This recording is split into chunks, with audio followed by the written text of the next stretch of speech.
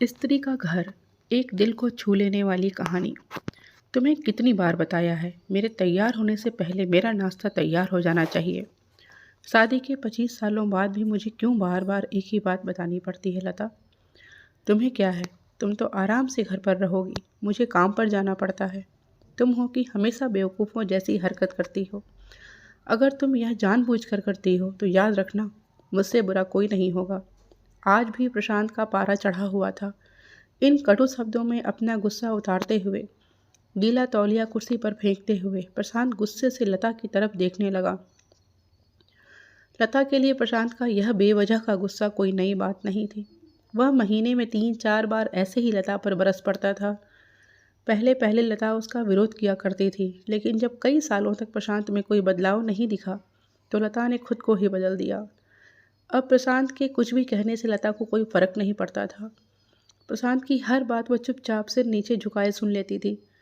शादी के पहले 5 साल तक लता ने पूरी कोशिश की थी कि प्रशांत को बदला जाए, लेकिन फालतू का गुस्सा करना और बाद में लता को भला बुरा कहना, यह मानो जैसे उसकी आदत बन गई थी।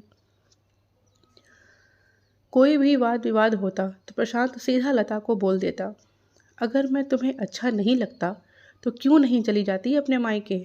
क्यों रहती हो मेरे साथ? इतना सब कुछ होने के बावजूद लता प्रशांत के साथ रहती थी, क्योंकि उसे अपनी बेटी की फिक्र थी। और वह जाती भी तो कहाँ? अपने बूढ़े हो चुके माँ बाप को इस उम्र में परेशान करना वह नहीं चाहती थी। समाज और लोग क्या कहेंगे, यह भी तो उसे देखना था।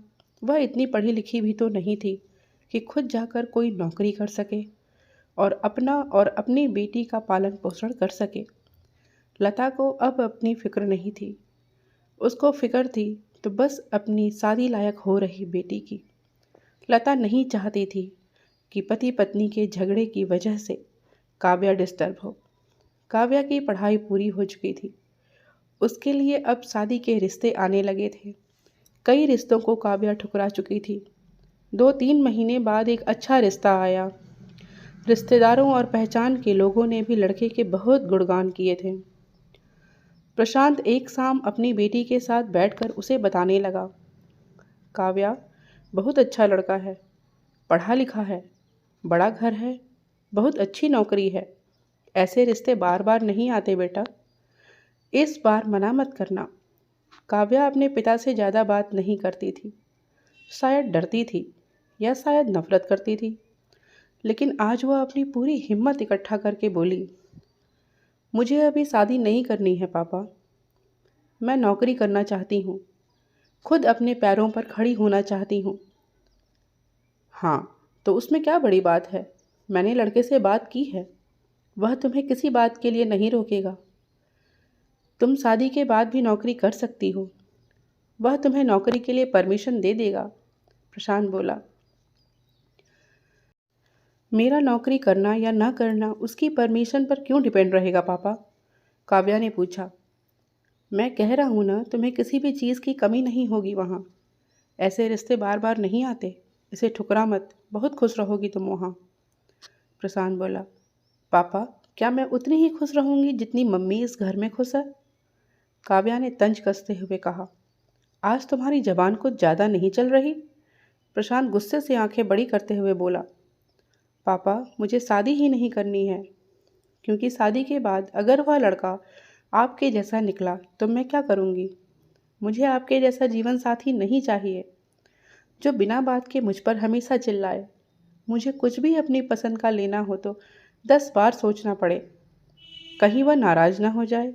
मेरी तबीयत कैसी भी हो उसे परवाह ना हो। रोटी थोड़ी सी मोटी बन जाए तो घर सर पर उठा ले। उसकी चेकबुक ना मिले तो भी मेरा ही दोस्त निकाले और हर छोटी मोटी बात पर मुझे मायके जाने के लिए कहे।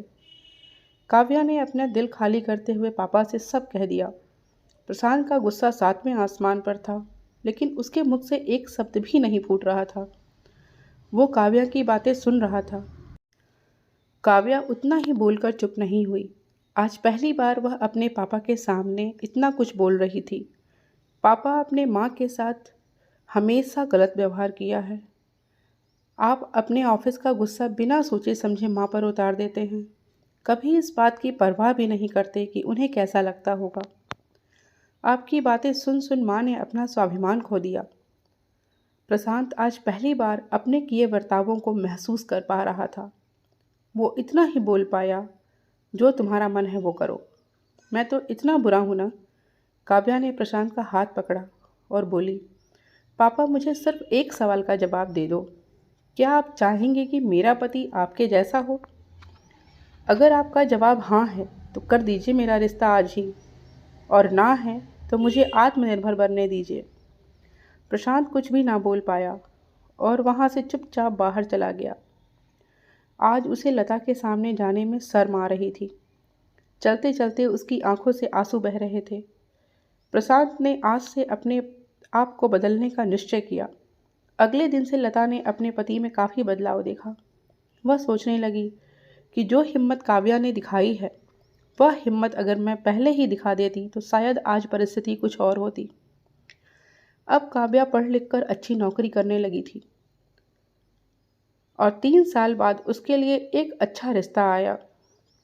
और उसकी विदाई पर प्रशांत बोला, बेटा तू हमेशा खुश रहेगी क्योंकि तेरा पति तेरे बाप जैसा नहीं है। प्रशांत की यह बात सुनकर लता और काव्या की आंखों में आंसू बहने लगे। दोस्तों, हमारे समाज में औरतों को भले ही देवी का दर्जा दिया जाता है, लेकिन वह स्वतंत्रता नहीं दी जाती जो उन्हें देनी चाहिए। उन्हें बचपन से ही बताया जाता है कि वह पराया धन है। स्कूल से आने में देर हो जाए तो पिटाई मिलती है। मोबाइल पर बातें करते हुए दिख जाए या खिड़की से झांकते हुए दिख जाए तो शक किया जाता है। माँ बाप का घर तुम्हारा नहीं है, पति का घर ही तुम्हारा है।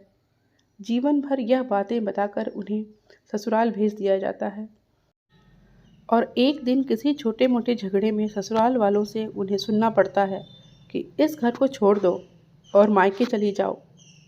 अब आप ही बताओ दोस्तों, ऐसी स्त्रियों का सच्चा घर कौन सा? आखिरकार वह किस घर को अपना कहें?